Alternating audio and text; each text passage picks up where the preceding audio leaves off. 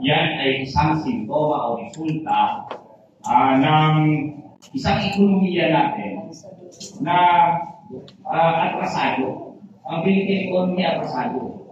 Hindi siya isang ekonomiya na naglilikha, goods, gumagawa ng yaman. Ang kapitalismo natin, masahol na forma ng kapitalismo. Ang forma ng kapitalismo natin ay rentier capitalism.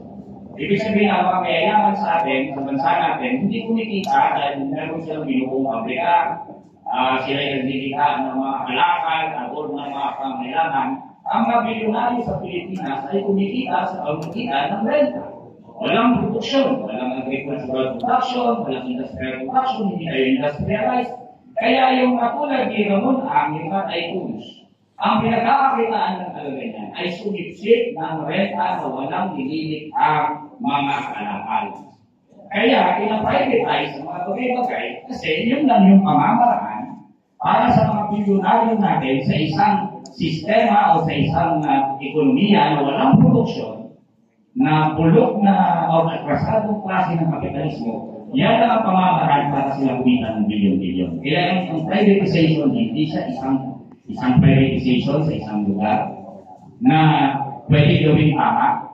Isang buong parang bigwas yan ng privatization. Kuryente, tubig, airport, lahat ipa-privatize. At ang mga magagawa, ang unang-unang tatama. Ibig sabihin, dapat kumilos na ang manggagawa bilang uri. Hindi lang dahil privatize ang airport. Ayun, kanina, pinag-usapan na yung pagbilaw. Ipa-privatize ang mga power generating companies. Ipa-privatize ang Colgate. Imagine mo sa Pilipinas, pag-kolekta ng coal, bibigay mo pa sa privado. Kasi ba kahirap, mamulekta ng coal. Privatize. Ang tubig na nananahimik sa mga water districts, binigay sa prime water. At pare-parehas ang kwento. Tanggal ang manggagawa, wasak ang union, tataas ang presyo. Ito ay isang issue na dapat ang manggagawa mauna, buong bayan dapat pinapanamunuan na ng manggagawa. Bibigyan ng manggagawa ang problema niya dahil matatanggal siya sa trabaho, masisira kanya union, pero bibigyan na rin ang interes ng mga consumer ng buong bayan.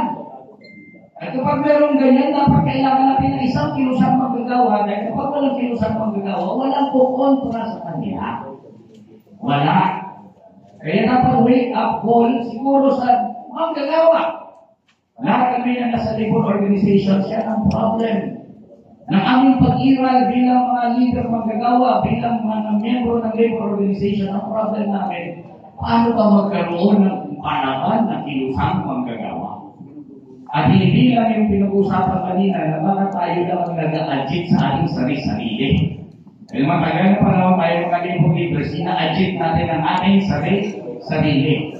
Ayan na yung laban! Manggagawa tumindig! At talagang gusto ko lang ipunto na last year, nakakawag yung ginawa ni Ramon. Bago niya i-privatize kung ano-ano ang mga pinakalat sa media. At ang media naman, kinover.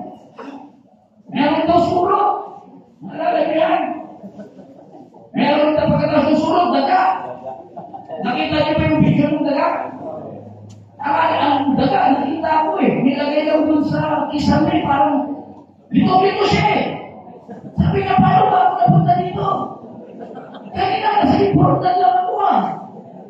Halatang binuwas sa importan, nilagay doon para ipakita na kailangan ng i-privatize ng Manila. Dahil daw sa mga surot, dahil daw sa mga daga. Ganyan parate ang kanilang modus, ang bubudol. Ang bubudol.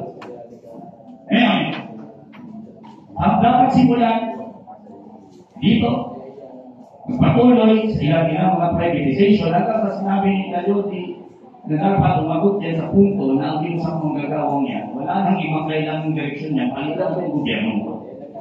Kumaga yung ekonomiya na pinakalaganap ng gobyerno ko, yung rentier type of economy na walang silbi, ang rentier type ng ekonomiyang yan din ang nagpapalaganap ng kontraktualisasyon, sahod na hindi nakabubuhay, Yung 20 type ng ekonomiya, alisin na natin yan, dapat ang alternatibong ekonomiya ay ang manggagawa ang magtulak. Yan lang po at maraming salamat.